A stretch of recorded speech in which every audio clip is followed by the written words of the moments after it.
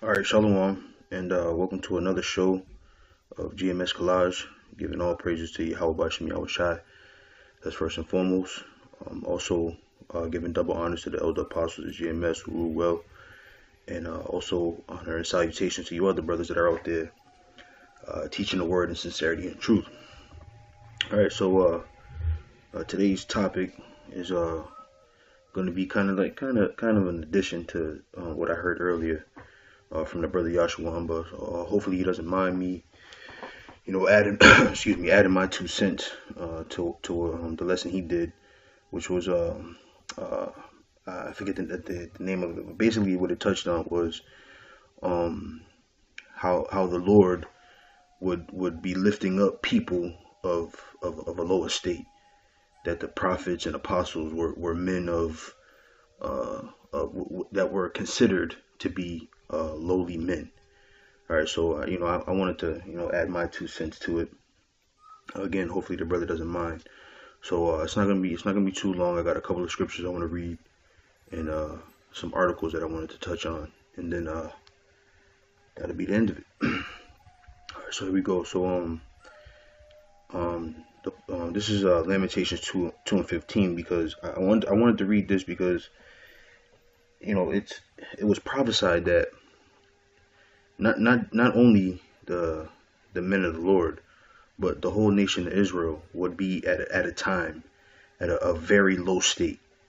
It was prophesied that we would have our heritage taken from us, that we'd be put into captivity. We wouldn't know our laws. So naturally, with those things being removed from us, we would be a people who are low, people who are considered to be uneducated. So naturally, even if the Heavenly Father decided that He was going to have us to have some kind of education, still, even with that all being said, we'd still be a low people, or the men of the Lord would still be low, because our heritage was taken from us. All the education and heritage that we learned throughout the world, or from the Most High, was taken from us. So naturally, we would be a low people. So I wanted to read this real quick. It says, all that passed by clapped their hands at thee. They hiss and wag their head at the daughter of Jerusalem, saying, is this the city that men call the perfection of beauty, the joy of the whole earth? Right? Because there was going to come a time where they'd be so low that it's like, damn, are these the people that we call the perfection of beauty? Are these the Israelites? Is this the joy of the whole earth? So there was going to come a time where all the nation, not just the men of the Lord, but the whole nation, was set at low. All right. So I wanted to go into this article that I found, because most of the apostles weren't men that came from high level schools. They weren't sons of priests. They didn't learn from Caiaphas or whoever was the high priest at the time when they were children. They didn't learn these things. What they picked up were trades. Some of them were fishermen, like the Lord Yahweh Shai himself. He was a carpenter, right?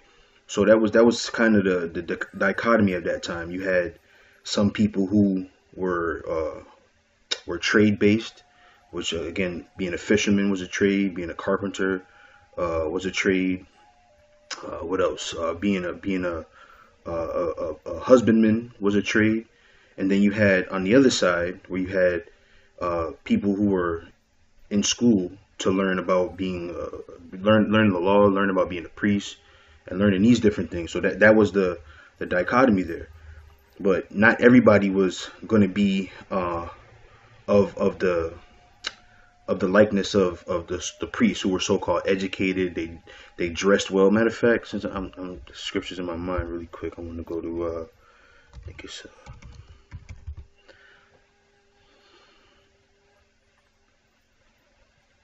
it says this is Matthew 23:1. It says, then spake Yahweh to the multitude and to his disciples, saying, the scribes and Pharisees sit in Moses' seat. All therefore whatsoever they bid you observe, that observe and do. But do not ye after their works, for they say and do not. For they bind heavy burdens and grievous to be borne, and lay them on men's shoulders, but they themselves will not move them with one of their fingers. But all their works they do to be seen of men. They make broad their phylacteries and enlarge the borders of their garments. Right. So the priests of that time, what they dress well, like it says here, they made broad their phylacteries, they enlarged the borders of their garments, so they looked a certain way. They probably had jewels on and gold, and people reverenced them because they had this look to them. But the Heavenly Father said that He would choose men that were low. He said He would choose the weak and beggarly things of the earth. Like I did a show on it a couple weeks back that said, the Lord chose the weak things that people, and this is why they marvel so much at who are the men of the Lord and the way they behave and the way we act, because that's what the Lord chose. The Lord chose low men to take part in His truth. He chose low men to teach this word. This is just what it is, because He doesn't want you to believe based on the look of a man. He wants you to believe by faith, right? So I want to go into this article really quick right here. So, this is from the world may that the world may know by Ray Vander Laan. They left their nets behind. I don't know what website this is, but let's see if I can find it so you guys can look it up. I don't know. All right. Well, here, in any case, basically what I googled was what were fishermen like in Yahushai's time. You had to put Jesus, of course, but that's what I put into. This article came up. This is one of the ones at the top. But anyway, basically what this article touches on is the type of task it was to be a fisherman. And as you know, it's going to mention here the first of the disciples that Yahushai woke up and brought to Him into the ministry were of this trade, right? So let's read some of this. It says, they left their nets behind. It says, before Yahushai's time, few Israelites were fishermen. There was only one Hebrew word for fish, and it covered everything from minnows to whales. In Yahushai's time, a small, flourishing fishing industry developed around the Sea of Galilee.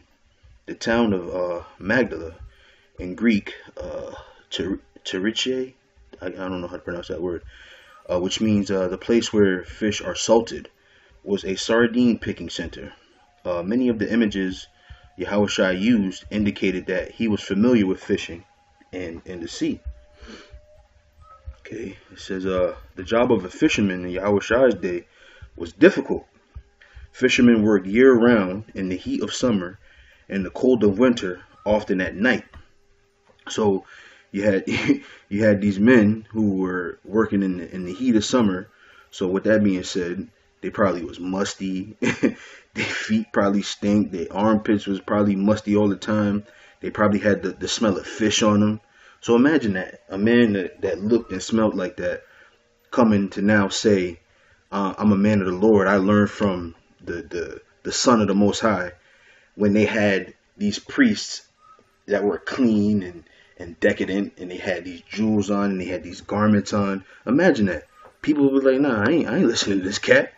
He smell like fish, right? So then, on the other hand, they worked in the cold of winter, so their lips was probably chapped. They probably had blisters all over their hands and fingers and feet, and legs and arms. So these men probably looked nuts to those men at that time. Yeah, how can these common dirty men take on the word of the Heavenly Father? How can that be, right? So it says, certainly Yahushai's choice of Capernaum on the Sea of Galilee as his home brought him into contact with many fishermen. Several of his disciples, Andrew, Peter, James, and John, knew the trade well. It's possible that Yahushai selected fishermen as his disciples not only because the imagery of their occupation fit well with the mission that he had called them to, but also because they were a hardy group of people, accustomed to difficult work and long hours.